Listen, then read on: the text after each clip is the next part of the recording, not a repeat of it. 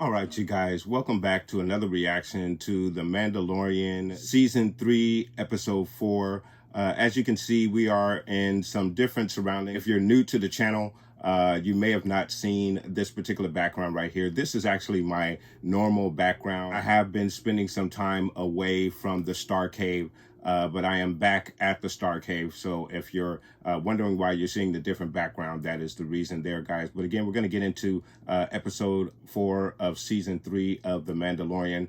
We're also going to get into the Bad Batch later on as well. That'll be episode 14, if I'm not mistaken, of that particular series, season 2 for the Bad Batch. So that reaction will be up either a little bit later today, hopefully, more than likely tomorrow morning. That reaction will be available, so please do look out for that as well, guys. Let's get into this next episode of The Mandalorian, episode 4, season 3. Okay, the clan has gotten larger, and they're practicing. They're using real... Bo-Katan is checking it out. Next challenger. Wow, but he's going to use the Force, though. This is going to be hard. Oh, and this is the new kid.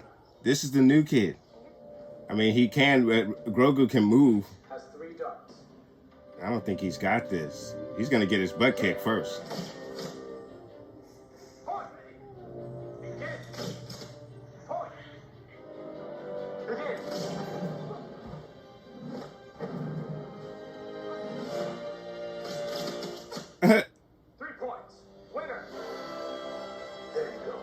Did you teach him that? Not me. The flipping was a little weird. Whoa. What is this? Uh-oh, uh-oh. Help! Damn!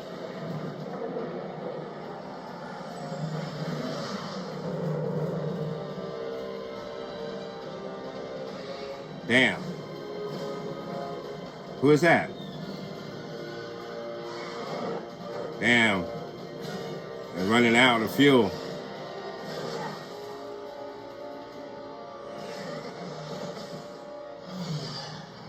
That's right. Go after it in the gauntlet. That's right, Bo. Come, Grogu. Oh my God. If you wish to become a Mandalorian, there is much work to attend to. The armorer is going to teach Grogu. So we'll get a training montage. Oh, The Forge can reveal... is she building armor for Grogu? Oh, flashback.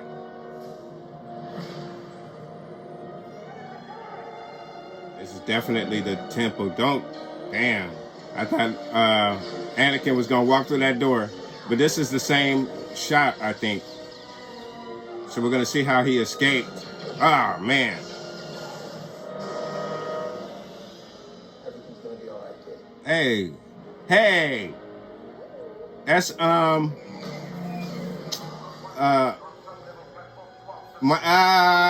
that's sweet. Nice. He's getting, that's nice. That's nice. Redemption. Redemption. Nice. Love it.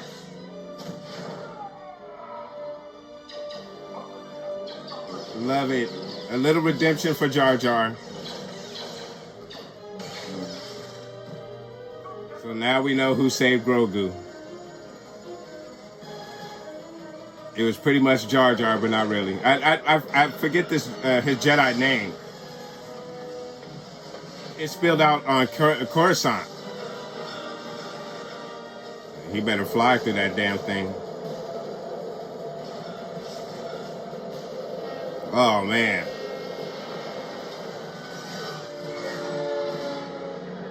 Dang.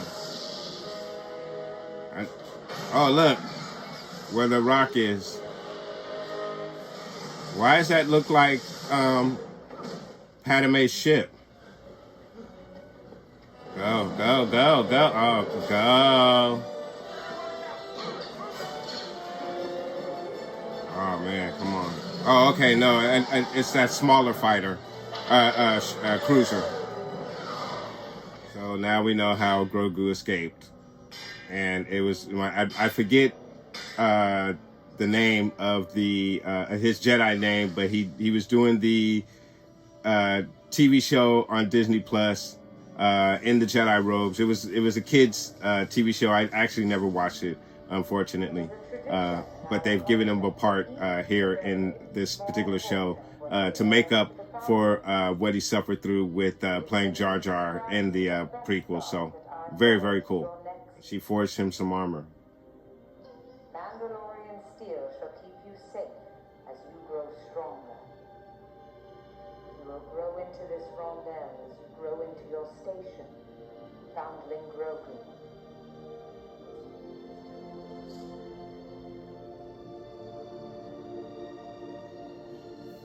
He's got a chest plate. He's got a chest plate. How do you eat when other people are around? You don't. When you get your food, you go off to find a place where you can take off your helmet. Now this is weird. You are the leader of the war party. You have the honor of staying by the fire. This is the way. She's already gained a leadership from the war party. So this is a really interesting episode because we are getting to see, we've never actually spent time with the Mandalorians to see how they work, what they, how they go about doing what they do. Now, how do they know it hasn't killed the Foundling already, though? Oh, man, look, it's a helmet right there. Right there. I see a heat source there. Wait until we clear the area. He's my son. I knew it. Damn it. That's his son. His Paz's son. Ah. Damn. No. Don't kill the kids. You kill the kids. Oh, man. Damn.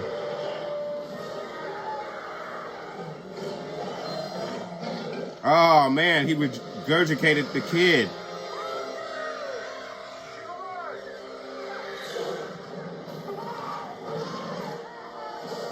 Damn it. You guys got to go after him. Go.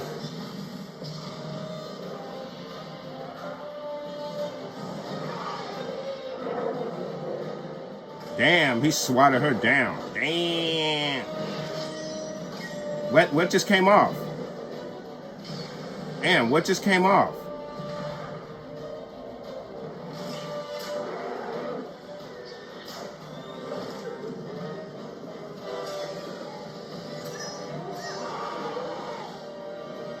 Paz is free.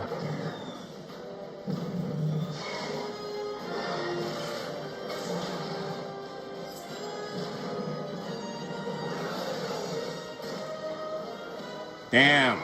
Where's the kid? Someone grab the kid. Got him. Way to go, Mando. Damn. He hit the water. Oh, shit. That alligator came back.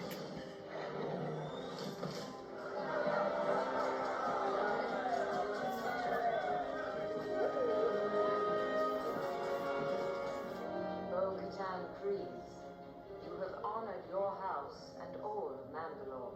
You have done the highest honor of the creed, saving a foundling. This is the way. This is the way. And we have brought you 3 more foundlings in need of care and training. Is that so? Oh, they brought the... Holy.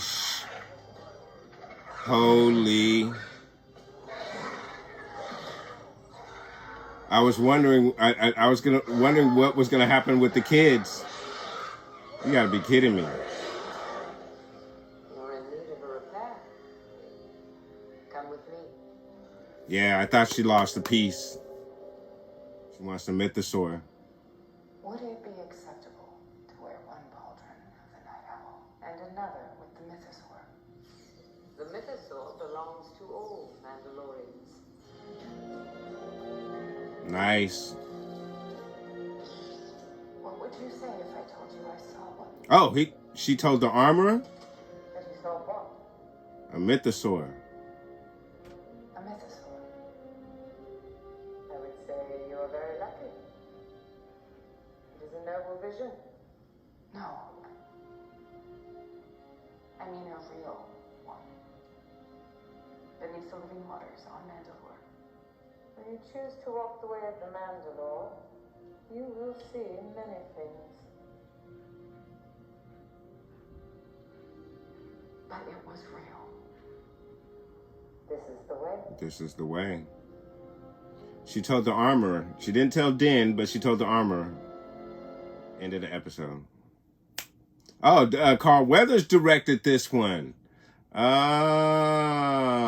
everyone said it was Filoni that directed this one.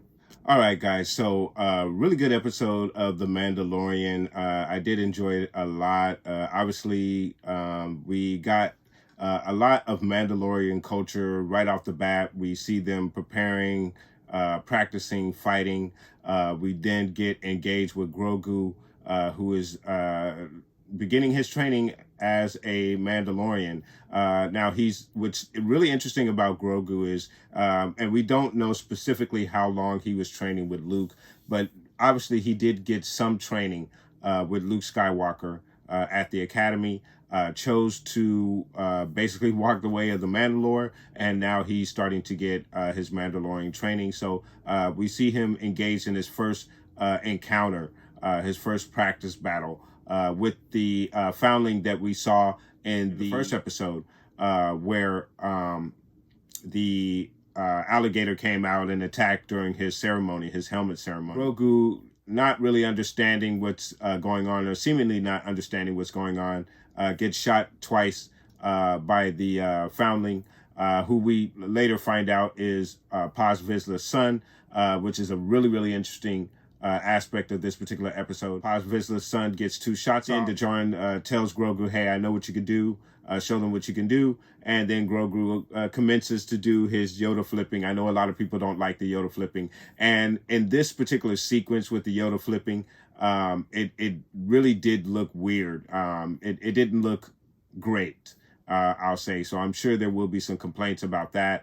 Nonetheless, Grogu gets off 3 shots right off the bat and wins the match. Kid is a little upset about losing the match, and as he is walking away, a little upset, this dragon-like creature comes over the horizon and snatches the kid up and takes the kid away. Paz and Din and a couple of the Mandalorians take off after it, using their jetpacks, but after so long, the jetpacks run out of fuel and they are unable to keep up with it. However, Bo-Katan in her gauntlet is able to follow the creature to its lair and find out where it is. She goes back for reinforcements. They then venture out to go after the beast and attempt to save the child. In between this sequence, we get a sequence with Grogu and the armorer.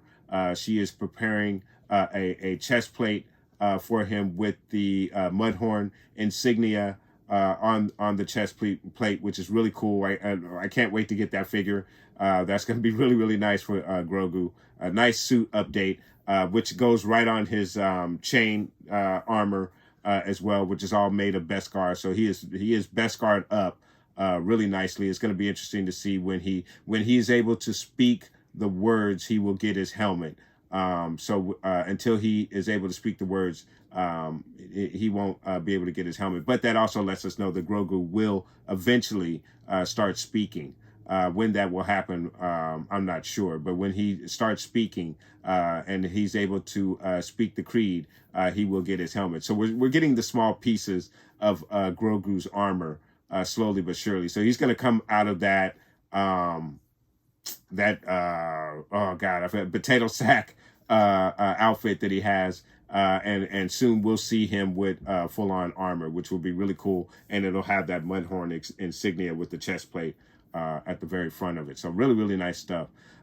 So as she is wielding or making the armor, Grogu gets these flashbacks, flashes back to the Jedi Temple. And then lo and behold, and I should have looked up the name of the character, because I don't know the name of the character. But for those of you who remember the sequels, there was an individual who played Jar Jar Binks. That Jar Jar Binks, even though he was a CGI character, it was motion capture. One of the first people to ever use motion capture. He suffered traumatically playing Jar Jar Binks. Obviously, Jar Jar Binks is a very controversial figure or character from the sequels. A lot of adults didn't enjoy Jar Jar as much as maybe some of the younger audiences of the prequels did.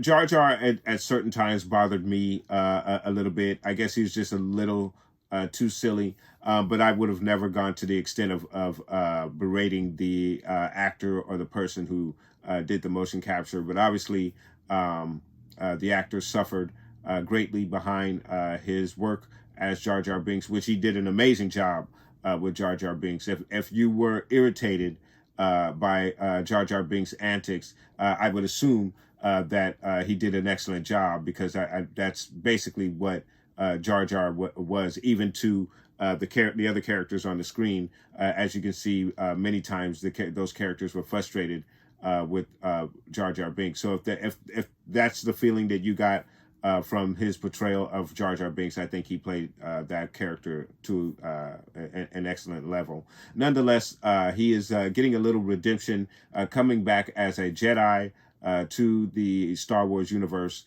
And he is the person who is actually the one who saved Grogu and took him from the temple and whisked him away. Where to, we don't know, but it was a Naboo cruiser. And it looks like it was Naboo guards who were waiting for Grogu. And this looks like this was a planned escape, because they were expecting them to arrive. But after this chase with our Jedi, they meet up with the Naboo guards who allow him to take Grogu in this Naboo fighter, and they are whisked away. And we don't get the full, we don't know what happens to Grogu after that point, but I'm sure those pieces will be laid out for us later on. Probably not this season, but in other seasons, when Grogu is ever forced to relive these painful memories that he has of the purge. So after this, of course, Grogu gets his armor.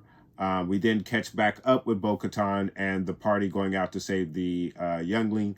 As they after they camp out, they go up the mountain to the nest where the dragon-like creature has 3 children that he is feeding the foundlings with. You can see a helmet is laying in the nest. So obviously these things have been feeding on children. We then find out that this is Paz Vizsla's child.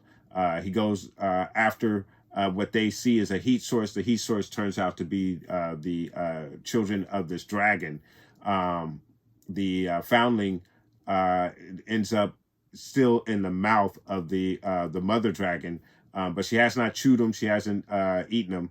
He's still alive, hanging from the mouth. They go after the creature. Another chase ensues, and they are able. Paz Vizsla is actually taken by the creature. He is then freed. They go after the creature, and they are able to rescue the foundling and Paz Vizsla's son. and the creature is eaten by the alligator that we saw in the first episode, which is really, really cool. During the fight, Bo-Katan lost her shoulder armor. She is praised by the armorer when she gets back, and then the armorer decides that she's going to replace her shoulder armor. She asks her what insignia she wants on the shoulder armor, and she tells the armorer that she wants the mythosaur on her side shoulder guard. So really cool. She gets in, it's all silver, not the night owl blue. I wonder if she'll keep it silver or if she'll paint it night owl blue. But she has a night owl. I think it's night owl on this shoulder and mythosaur on this shoulder. So now she has a new armor. She actually tells the armorer that she saw a mythosaur. The armorer assumes that this is something that she hallucinated, but she tells her, no, it was real. So that's where we are left off with this last episode. Now, again, I did really enjoy this episode, and I thought it was great.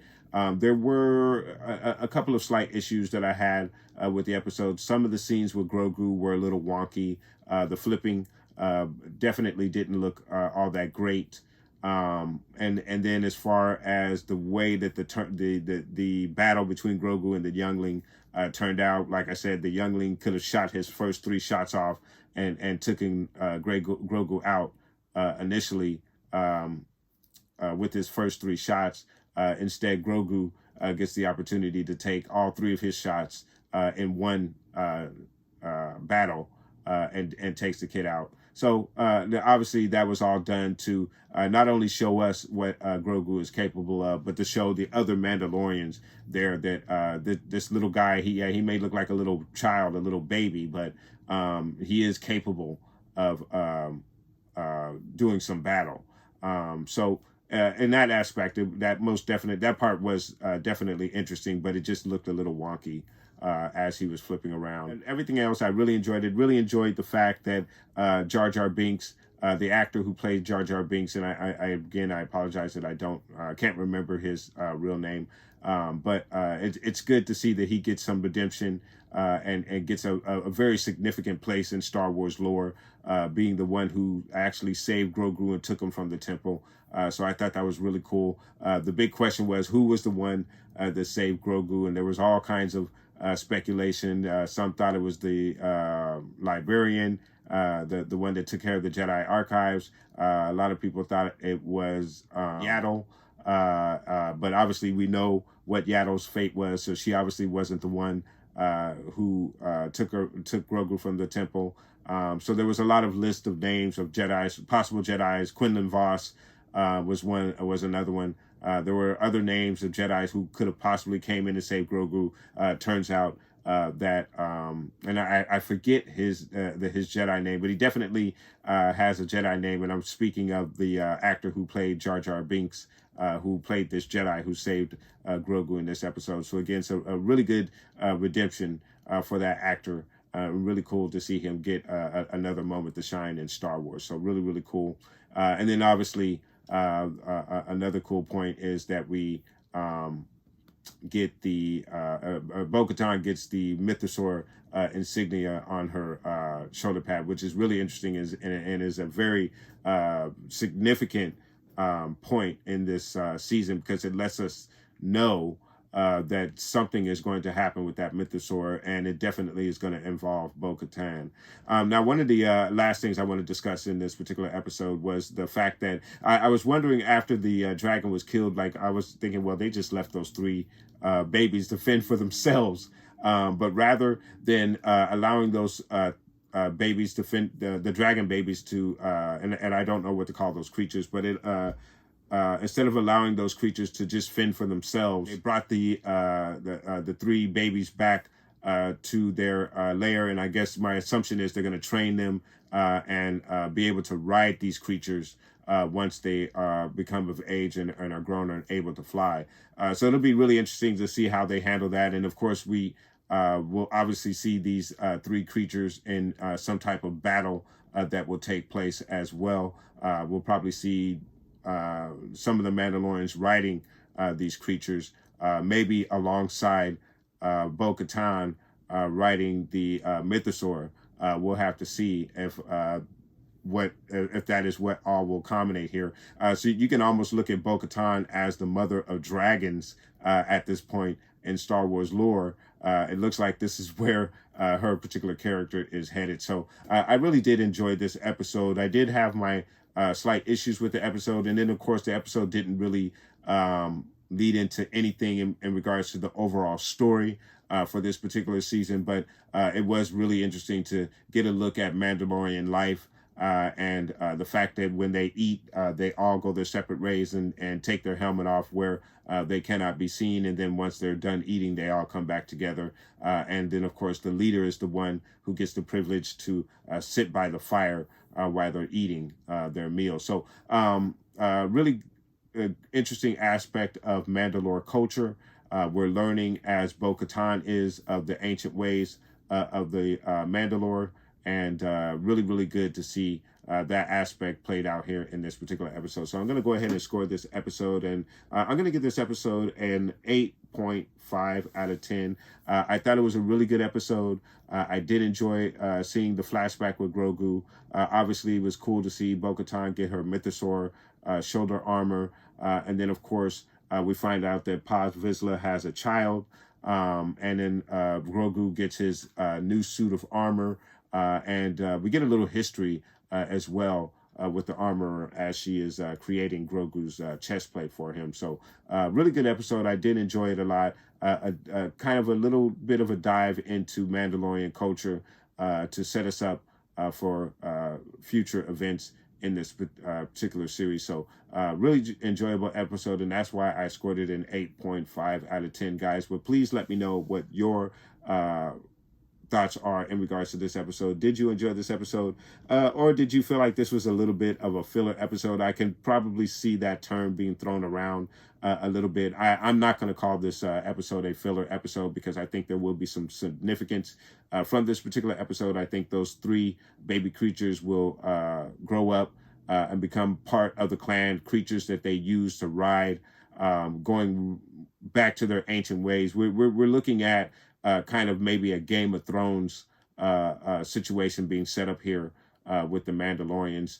And it looks like both Katan may be gaining her forces, so to speak. If she's the one that's going to take care of these 3 dragons, or be in charge of these 3 dragons, she will more than likely be riding one of these creatures. And then, of course, we also know that she has ambitions to ride the mythosaur as well. So really good episode. I did enjoy it a lot. I will be very interested to see what other Star Wars fans thought about this particular episode. Again, I can see the word filler probably being thrown around a little bit, but again, I don't think this is a filler episode. I think there's some key aspects from this particular episode that will play out later on, and not only in this season of The Mandalorian, but probably in future seasons of the Mandalorian, if we do get future seasons of The Mandalorian. Again, Paz Vizsla having a child most definitely will have some significance later on. Grogu getting his armor, learning the way